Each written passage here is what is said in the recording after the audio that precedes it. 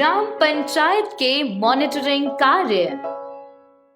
गांव के विकास के लिए पंचायतों को कई तरह के कार्य करने पड़ते हैं, जैसे कृषि संबंधी कार्य, सामाजिक विकास के कार्य, प्राथमिक विद्यालयों का निर्माण, युवा कल्याण संबंधी कार्य, नलकूपों की मरम्मत व रखरखाव, चिकित्सा एवं स्वास्थ्य संबंधी कार्य, महिला एवं बाल विकास संबंधी कार्य, पशुधन विकास संबंधी कार्य आदि।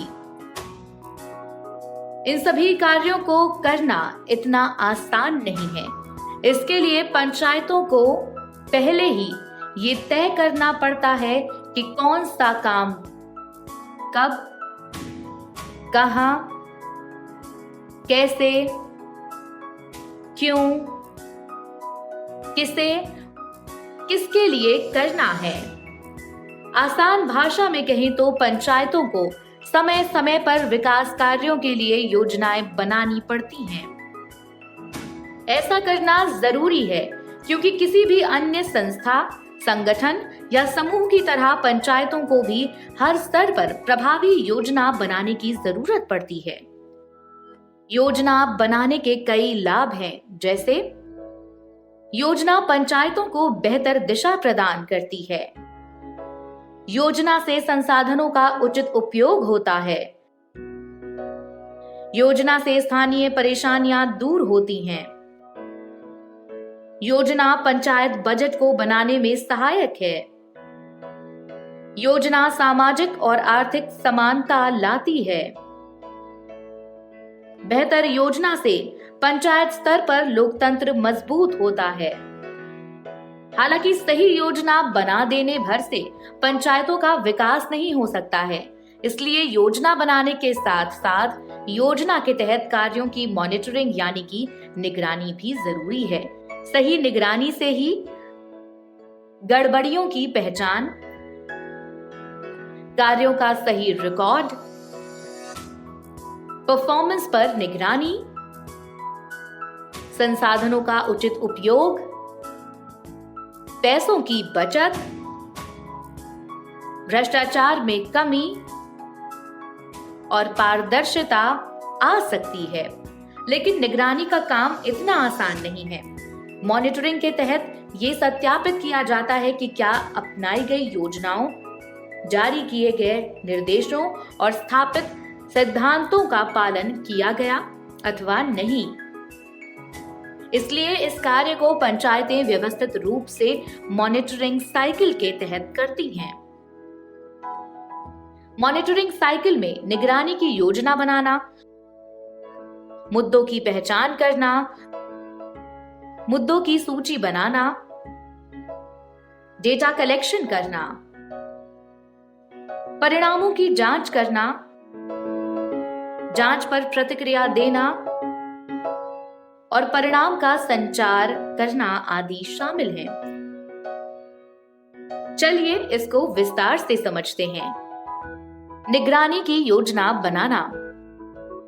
पंचायतें जो भी कार्य करती हैं उसकी निगरानी की योजना बनाती हैं। पंचायतों के पास बहुत से कार्य होते हैं, इसके लिए वो कई तरह की योजनाएं भी बनाती हैं। कार्य योजना के अनुसार हो रहे हैं या नहीं, इस बात को जानने के लिए निगरानी और नियंत्रण की जरूरत होती है। मुद्दों की पहचान करना।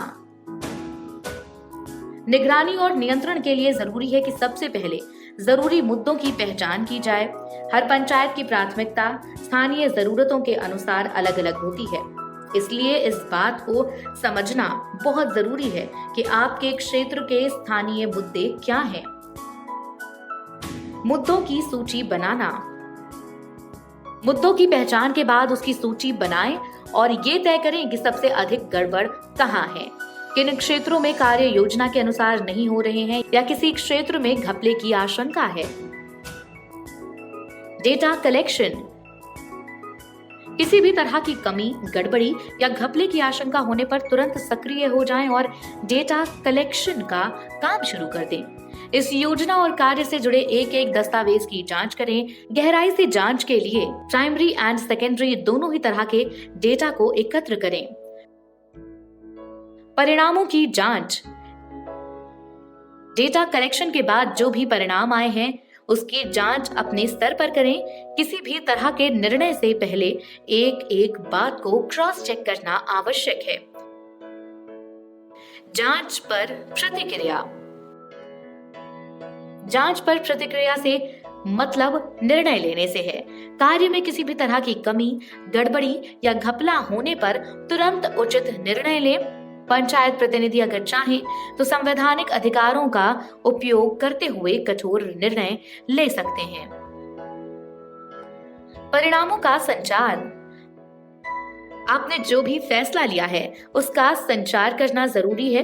अपने फैसले को सार्वजनिक करने के लिए पब्लिक नोटिस, मीडिया या अन्य जनसंचार माध्यमों का सहारा ले सकते हैं। अगर बात इंटर डिपार्टमेंट है तो नियम अनुसार संचार कर सकते हैं। ध्यान रहे कि अच्छी मॉनिटरिंग से ही पंचायतों के सारे विकास कार्य सरलता से हो सकते हैं और स्थानीय स्तर पर तय लक्ष्यों को हासिल किया जा सकता है।